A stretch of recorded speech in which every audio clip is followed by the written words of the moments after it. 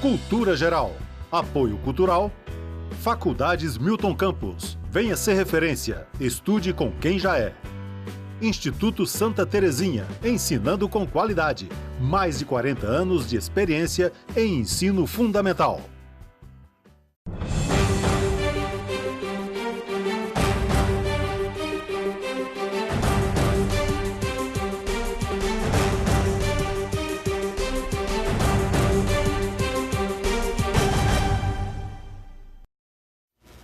Olá, muito boa tarde, começando agora mais um programa Cultura Geral. Hoje a gente vai tratar aí da responsabilidade civil e trabalhista desse acidente aí da Vale, né? É um assunto que não vai cessar tão cedo, porque a gente precisa tratar desses aspectos todos que envolvem toda a comunidade, né? Principalmente aqui da região metropolitana de Belo Horizonte, onde perdemos muitas vidas.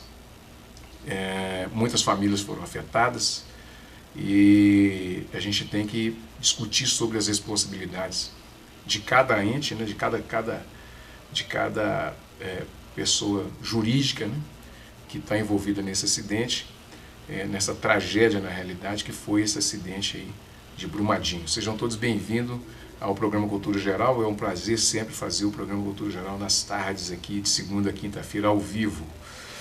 Bom, nós estamos recebendo aqui Dr. Lucas, seja bem-vindo mais uma vez, não precisa apresentar, né? Mas é importante falar para esse público, né, Lucas? Seja bem-vindo. Boa tarde, Betão, é sempre um prazer enorme estar aqui. Já está até decorado já, né?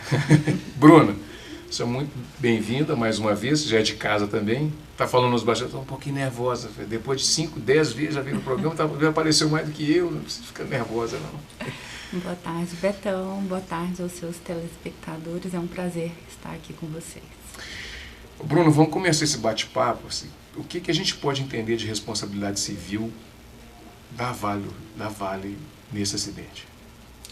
Bom, em relação aos direitos de reparação civil dos trabalhadores, nós devemos pensar em várias possibilidades. É aquele trabalhador que estava no local de trabalho e veio a óbito, e aquele trabalhador que foi atingido pelo acidente, porém sobreviveu e permaneceu com sequelas incapacitantes. São duas situações diferentes. Em relação a esse trabalhador que sobreviveu, porém com sequelas incapacitantes, que é a perda ou redução da capacidade laboral, ele deve ser indenizado. A Vale tem a responsabilidade de reparação integral dos danos ocasionados, porque trata-se de uma reparação civil. Todo aquele que comete um ato ilícito que enseja dano a outrem deve reparar os danos em toda a sua extensividade. As famílias, quais os direitos que as famílias das pessoas, não só que perderam, mas as famílias que vão ficar com um dano permanente, até mesmo dentro do aspecto psicológico, né? O trauma, né? As crianças, tem uma série de coisas, né? Sim. Nesses casos de acidente de trabalho, os trabalhadores eles têm direito a uma indenização, que eu prefiro chamar de reparação, porque a indenização ela nunca vai levar aquela situação a retornar ao status quo ante, né, o status anterior do acidente. Então, eu prefiro utilizar o termo compensação. Seria uma compensação de valores em termos de danos materiais, danos morais, danos pela perda de uma chance e danos psíquicos, né? Danos, poderia também ensejar danos existenciais. Em relação aos danos materiais, pode-se requerer em juízo uma pensão vitalícia para os familiares, a título de reparar, compensar aquele valor que o trabalhador contribuía no âmbito familiar e, além disso, danos morais para os herdeiros, em virtude de toda dor psicológica sofrida, ocasionada. Pode-se também requerer em juízo os familiares, né, da vítima, nesse caso estou falando daquele que veio a falecer. Pode-se requerer também as despesas com funeral. Todas as despesas decorrentes do acidente devem ser arcadas pelo empregador. Já no caso daquele trabalhador que sobreviveu ao acidente e em virtude desse acidente ficou com alguma sequela incapacitante, que é uma limitação funcional, uma morbidade física, psíquica, existem também duas situações. Aquela em que o trabalhador sofreu uma perda total da capacidade laboral e aquela situação em que ele sofreu uma perda parcial. Então, se ele sofreu uma perda total, ele deve ser indenizado em toda essa extensividade, né, com 100% de incapacidade laborativa. O que a jurisprudência atualmente tem deferido é uma pensão mensal vitalícia no valor do último salário que foi aferido nesse trabalho, até pode ser arbitrado até 78 anos de idade, de acordo com a tabela do IBGE, ou a expectativa de vida do momento em que está sendo julgado, ou pode arbitrar um pensionamento mensal vitalício. Geralmente, os advogados costumam requerer que esse pagamento da pensão mensal vitalícia seja feito em parcela única, de acordo com o artigo 950 do Código Civil. O dever de indenizar por toda a vida, porém, o pagamento em parcela única, além dos danos decorrentes das despesas médicas, tratamentos, e aí envolve todo tipo de tratamentos fisioterapêuticos, tratamentos de reabilitação, tratamentos com órtese, próteses, tratamento psicológico e os danos morais, além dos danos materiais, os danos morais. Lucas, na área trabalhista, de fato, o que a pessoa tem direito ali, aquela pessoa que morreu. E a família, o que ela pode requerer, que tipo de assistência jurídica ela precisa ter e que tipo de assistência pode ser pedido para esses trabalhadores que vieram a falecer e esses ficaram inválidos, ou que ainda não se sabe a situação, né, de ausência, né? Como é que você trabalha isso, principalmente na seara trabalhista? Você tocou num ponto muito interessante, Betão, de pessoas que ainda não foram localizadas. Então não se sabe ao certo onde elas estão.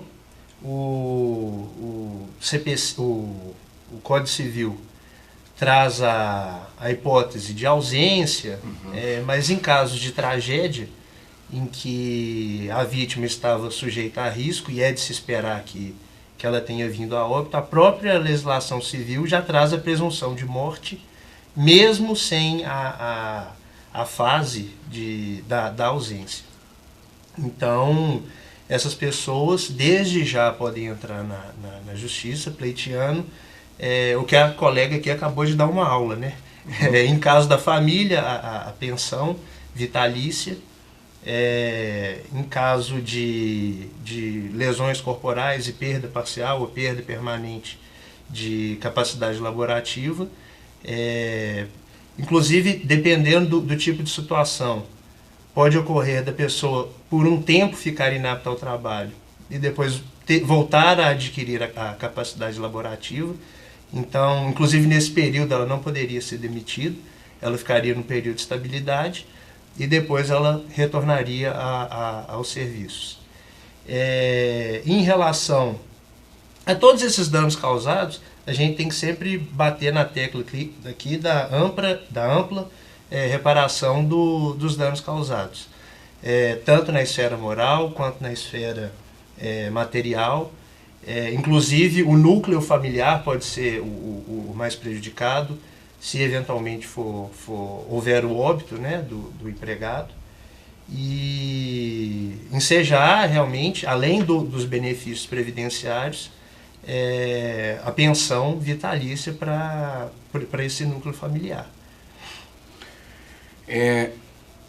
Tem uma coisa interessante também, que é esses trabalhadores que estão hoje tendo que ir para esses locais, que vão para os locais que tem a barragem, que presta serviço para a mesma empresa e tal. Eles têm algum direito? Pode ter se tiver algum risco, eles têm direito a uma rescisão indireta? No caso de já ter ocorrido o acidente, ainda mais se tratando de morte, o contrato já se encerrou, né? Obviamente, por ter ocasionado a morte. Agora, num momento anterior, em que se vislumbre que a própria segurança do empregado se encontra em risco pelas condições do meio ambiente de trabalho, eu acredito que sim um motivo para rescisão do contrato de trabalho. Bruno, foi bom o Lucas ter tocado nesse assunto, porque nós falamos muito naquele programa da qualidade do meio ambiente de trabalho. Nós vamos esbarrar aí na quantidade de barragens que estão condenadas aí, né? Inclusive o João Vitor Xavier, eu vou tentar trazê-lo aqui para a gente também tratar desse assunto, que alertou, né? Até com muita maestria, quando ele falou, né, que ele tinha certeza que estouraria, que teria acidentes graves com a barragem.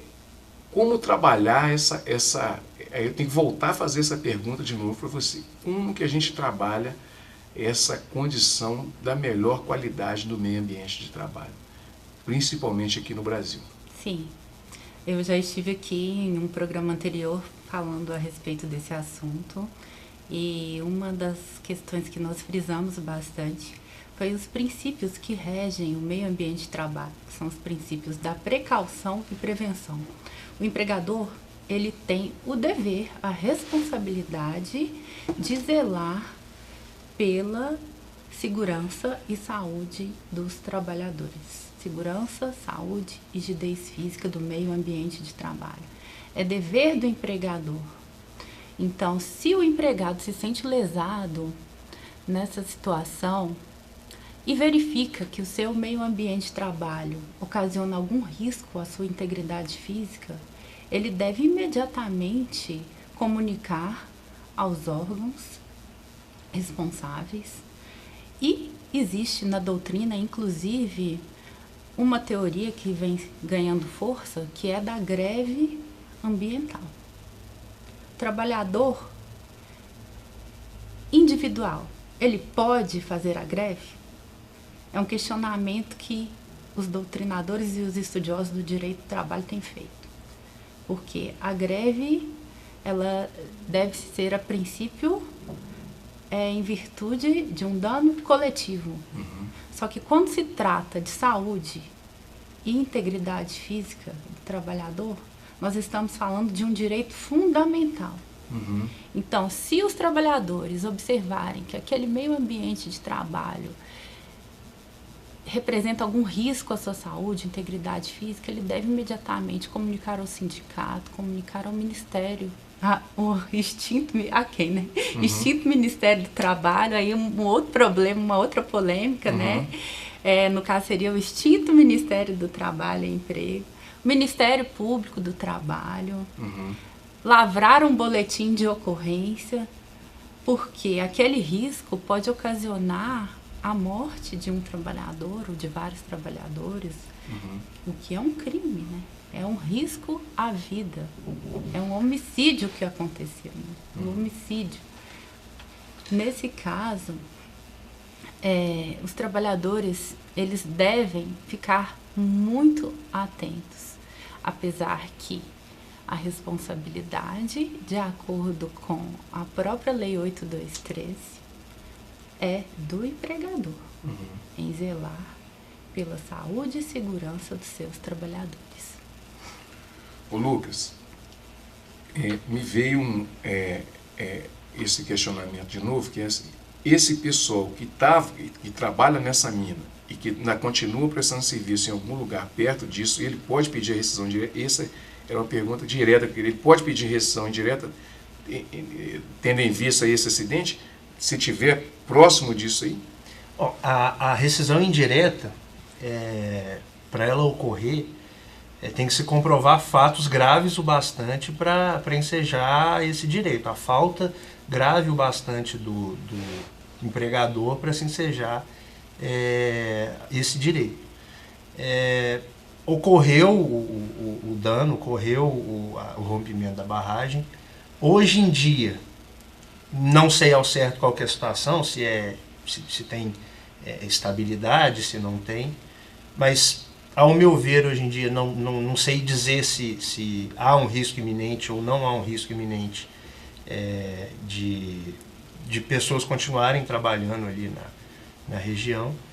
Se não houver um risco iminente, eu acredito que não enseja rescisão indireta pelo simples fato disso já ter ocorrido.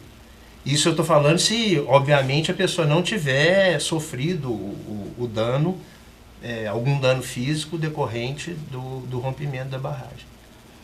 Agora, se eventualmente o empregado está trabalhando no local e de forma reiterada ele comunica que está trabalhando num local perigoso ou insalubre e o empregador nada faz, eu acredito que ensejaria, sim, ainda mais ante a gravidade dos possíveis futuros danos que o rompimento de uma barragem poderia causar, eu acredito que ensejaria, sim, uma rescisão indireta. Lucas, outra coisa que eu queria te perguntar é o seguinte, a importância que tem a Justiça do Trabalho, porque hoje se discute muito que vem se discutindo muito, de um ano mais ou menos para cá, que o trabalhador exige muito do empregador, através da legislação trabalhista. Como é que você vê a importância da Justiça do Trabalho e essa ideia de cessar com a Justiça do Trabalho? Como é que você vê tudo isso? Olha, Betão, eu acho que esse tipo de pensamento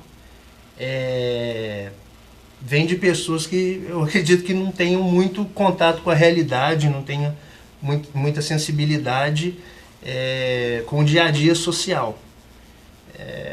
Que a Justiça do Trabalho é um órgão extremamente importante para a manutenção dos direitos, e a gente está falando de garantias básicas constitucionais na maioria dos casos.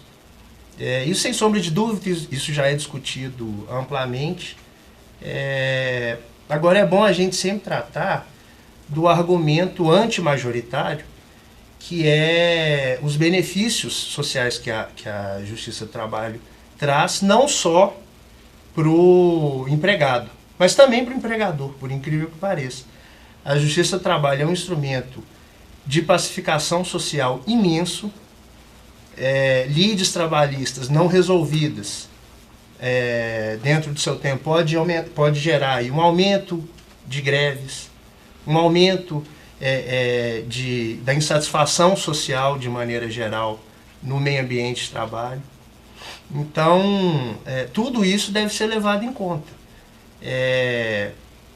Uma coisa que eu sempre digo também, se você for colocar na ponta do lápis, é muito melhor para o empregador ele deixar de arcar com os direitos trabalhistas do que deixar de arcar com direitos tributários, com obrigações tributárias e eventualmente até com empréstimos bancários, porque todo débito trabalhista ele é apenas corrigido monetariamente e juros de 1% ao mês só a partir do ingresso da reclamação trabalhista no judiciário.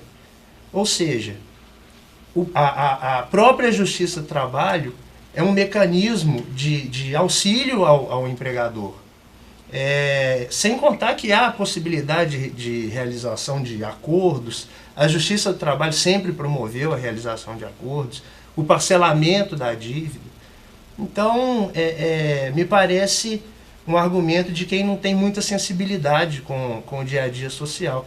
Sem contar o seguinte, a lide trabalhista ela vai continuar existindo, haja justiça do trabalho ou não. Para onde que isso vai? Isso vai para a Justiça Federal, que é o órgão mais abarrotado de processo que a gente tem hoje em dia. A gente ainda tem a limitação do teto de gasto público em âmbito do governo federal. Então a situação já é crítica junto à Justiça Federal. A gente vai pegar toda essa lide trabalhista e ainda abarrotar mais ainda a Justiça Federal, ou então a gente vai pegar toda essa lide trabalhista e jogar na Justiça Comum, sendo que todos os estados estão quebrados. O próprio sistema judiciário estadual vive em frangalhos, e isso vai prejudicar a sociedade de maneira integral. Pensa toda a lide trabalhista indo para a Justiça Comum. O recebimento, a cobrança de dívidas vai atrasar ainda mais. O recebimento de pensão alimentícia vai atrasar ainda mais. Então, me parece que isso é uma atitude irresponsável e pouco pensada, que pode trazer efeitos catastróficos. Bom, gente, deixa eu fazer um intervalinho, daqui a pouquinho a gente volta com mais cultura geral, o papo está muito bom. Uma aguinha só, daqui a pouquinho a gente está de volta.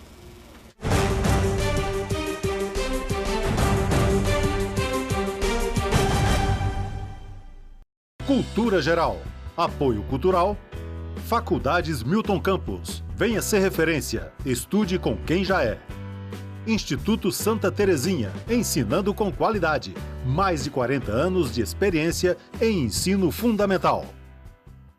A terra só tem um pouquinho de água. A gente deixa a torneira todo dia ligado. Fecha. Você pegar um balde, pegar a água onde lava as roupas, aí lava o carro. Eu cuido com muito carinho a água. O planeta é lindo demais, a gente não pode deixar ele morrer. Apoio TV Banqueta. Quanto mais mochilas se fecham, mais oportunidades se abrem para todos. Sua colaboração não financia só mais um caderno. Quando você doa, dá a chance para milhares de crianças e adolescentes continuarem estudando. Colabore e veja como você constrói essa história. lbv.org/nota 10. Proteger a infância é acreditar no futuro. Apoio TV Banqueta. Cultura Geral. Apoio Cultural. Faculdades Milton Campos. Venha ser referência. Estude com quem já é. Instituto Santa Terezinha. Ensinando com qualidade. Mais de 40 anos de experiência em ensino fundamental.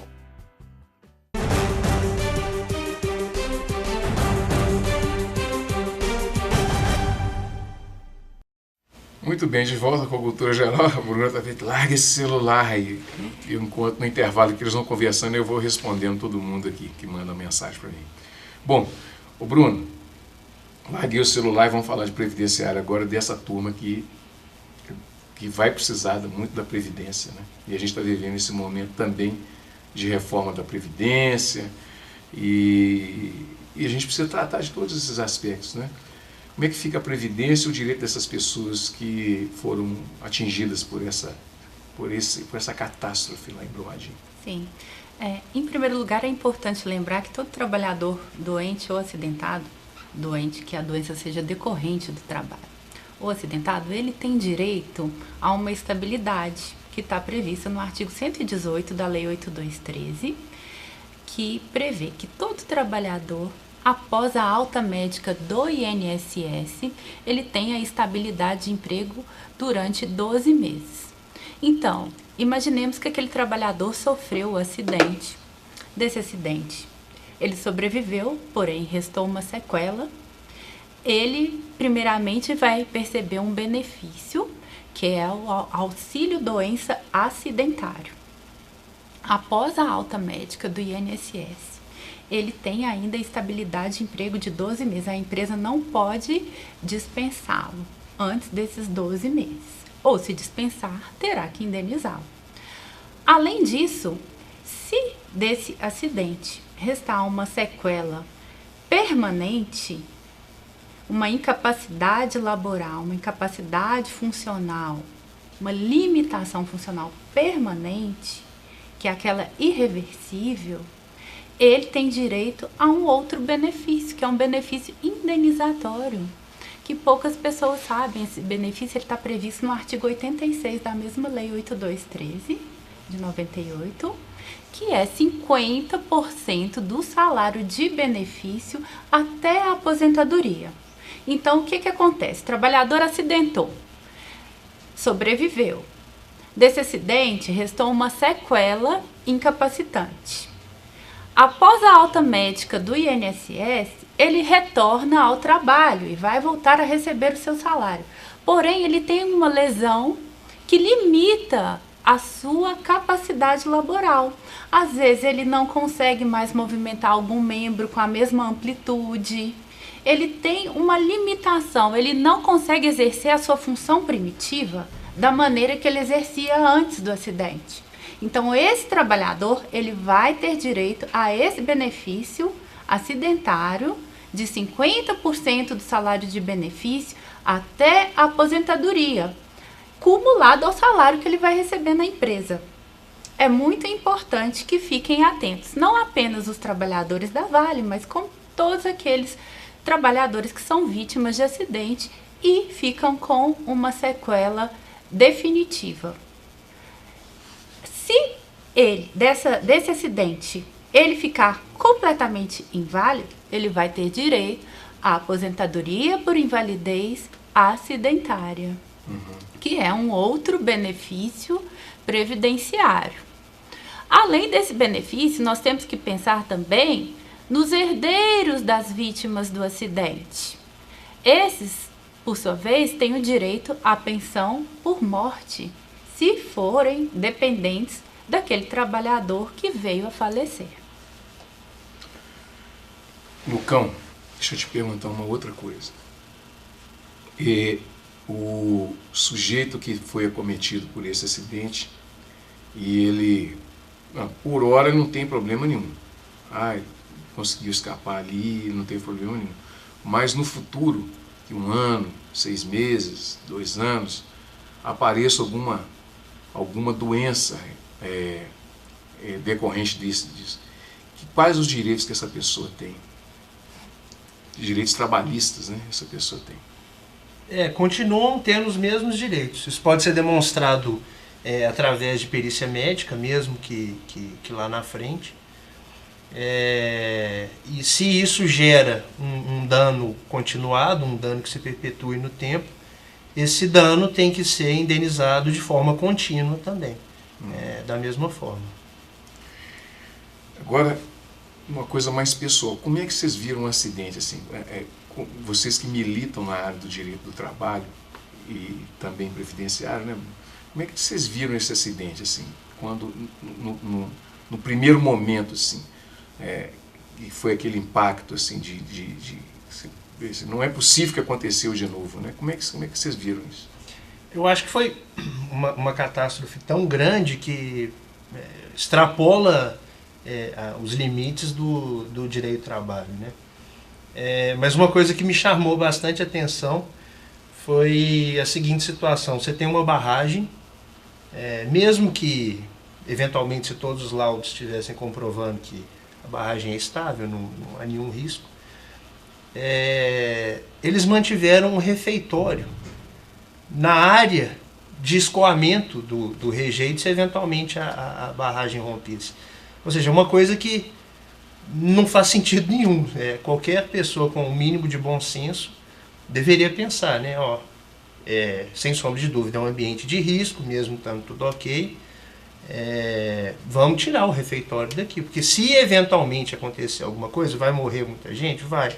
Mas pelo menos aquelas pessoas que estariam no refeitório teriam sido salvas.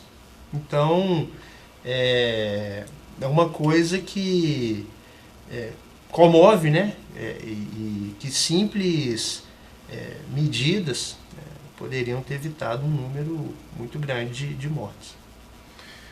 Assusta, Bruno? Sim, Betão, eu fiquei extremamente impactada porque eu assisti na televisão no mesmo dia Eu tenho um terreno próximo ao local e uma pessoa me mandou uma mensagem quando eu vi. Eu vi materializar ali diante de mim tudo aquilo que eu estudei para realizar a minha dissertação de mestrado. O que eu defendo? Os princípios da precaução e prevenção. O empregador não tomou medidas preventivas. E outra coisa, nós havíamos falado aqui no programa anterior que os países desenvolvidos, eles transferem para os países subdesenvolvidos aquelas atividades de maior risco econômico e social e resguardam para si aquelas atividades de maior potencial econômico, que são geralmente atividades intelectuais. E transferem mineração, siderurgia, metalurgia para os países periféricos. Dessa forma, transfere-se também os riscos. O empregador, geralmente, é uma empresa multinacional de capital. Transnacional, são sociedades anônimas. Então, quem que é o dono dessa empresa? Não existe para apontar, é esse o responsável. E, no fim das contas, indenizar se torna mais benéfico, mais vantajoso do que tomar as medidas preventivas, porque nós sabemos que existem novas tecnologias que fazem com que não seja necessário que existam essas barragens de rejeitos minerais, rejeitos líquidos. Então, por que não se aplica uma nova tecnologia para resguardar a vida dos trabalhadores, resguardar a vida das pessoas que habitam a região e, principalmente, o ecossistema, a natureza, os rios? Está tudo sendo afetado, é tudo comprometido. Então, nós temos muito a desenvolver no âmbito da responsabilidade civil do empregador, de modo que as indenizações sejam indenizações que realmente reparem, seja um ressarcimento justo, de modo que evite que esse tipo de acidente aconteça, e também desenvolver a responsabilidade penal da pessoa jurídica, porque com o artigo 225 da Constituição existe a polêmica. Agora, a empresa, a pessoa jurídica, ela pode sim ser responsabilizada penalmente. Então, quando você vê que existe uma leniência na legislação em relação a essas empresas que vêm aqui, exploram nossos trabalhadores, cerceiam vidas, destroem família, além disso vai desaguar no INSS, Previdência Social, é uma conta que todos nós pagamos, esses benefícios. Fora o meio ambiente. Fora o meio ambiente, que afeta não só os brasileiros, é todo o ecossistema. São animais, é a flora, é a fauna, tudo está sendo dizimado pelo homem. Até quando nós vamos ser permissivos e continuar assistindo isso de braços cruzados? Lucas, para a gente encerrar, eu vou lembrar de um artigo que nós tivemos que ler, que foi a teoria da dependência do Fernando Henrique Cardoso. E eu não sei se você lembra, mas exatamente isso, essa dependência que tem dos países periféricos dos países ricos, né? A gente precisa, pelo menos, tentar melhorar essa matriz. Como é que você vê isso? É possível, economicamente pensando assim? Economicamente, você tocou num ponto, a professora Bruna também tocou em outro, que eles se entrelaçam. O meio ambiente, ele tem um valor. E esse valor não integra o custo do produto. Se você está desenvolvendo uma atividade industrial, você está poluindo o meio ambiente, mas você não está indenizando ninguém por estar poluindo o meio ambiente. Você depredar a natureza, utilizar a água, isso não tem um custo. Isso não integra o preço do produto em si. Então, quem arca com isso? Ninguém arca com isso. Agora, nos países desenvolvidos, até por busca de qualidade de vida e legislações severas, pactos internacionais, que eles respeitam, e países subdesenvolvidos não, Isso é levado em conta. O bem-estar social é levado em conta em relação ao dinheiro. Porque você tem, para se fazer um produto barato, você tem um sacrifício social enorme, um sacrifício ambiental enorme. Então, as coisas têm que ser sopesadas para que se mantenha o bem-estar de todos, realmente, e se evite tragédias como essa que ocorrem por aí, de forma rotineira até. Mariana e Brumadinho foram casos enormes, mas de forma... Quais serão as próximas? Aconteceram várias tragédias entre Mariana e Brumadinho, obviamente que não com essa proporção, e ninguém ficou sabendo. Bom, gente, chegamos ao final aí do programa Cultura Geral. Encerramos aqui, pelo menos, essa etapa desse debate. Segunda-feira nós vamos falar da responsabilidade penal, né? Desse caso também. Chegamos ao final aqui. Um grande abraço. Amanhã estaremos de volta. Amanhã o assunto é startup. Um grande abraço e até amanhã, se Deus quiser.